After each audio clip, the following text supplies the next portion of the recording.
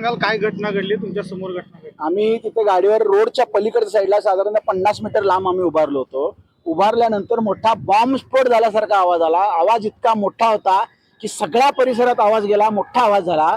आम्ही जवळ यायलाच 1-2 मिनिट लागले असतील, इतके धुराचे लोट होते. कोणालाच काही कळायला तयार नव्हते की काय झालेलं आहे.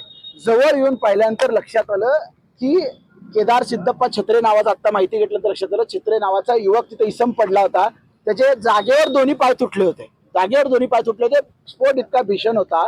आजूबाजूला कोणी लोक नव्हते. माहिती घेतली, 15-20 मिनिट ॲम्ब्युलन्सला फोन करत होतो, ॲम्ब्युलन्स नाही आली. कुणीही घेऊन जात नव्हतं, सगळं बघायची भूमिका घेत होते. फोटो व्हिडिओ काढण्यात मग्न होते. माझी गाडी होती तिथं, त्याला चादरमध्ये गुंडाळलं आणि माझ्या स्वतःच्या गाडीमध्ये नेऊन मी सिव्हिलमध्ये त्याला ऍडमिट केलं.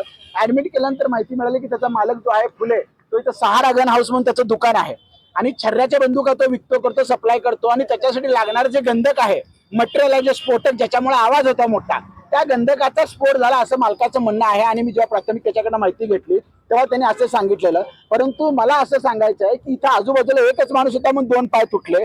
आजूबाजूला जर इतर लोक असले असती तर परिस्थिती अतिशय बिकट झालेली असती. अशा प्रकारची स्फोटक वस्तू सामग्री इतक्या निष्काळजीपणे हँडल करून इथं वावरली जाते, फिरती करते, म्हणजे चालते बोलते बॉम्ब घेऊन फिरतात.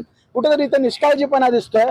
अशा लोकांवर मोठी कारवाई झाली पाहिजे आणि अशा प्रकारचे स्फोटक वस्तू आहेत त्याची वाहतूक करताना प्रशासनाने थोडेसे निर्बंध घालून काळजी घेतली पाहिजे असं मला वाटतं.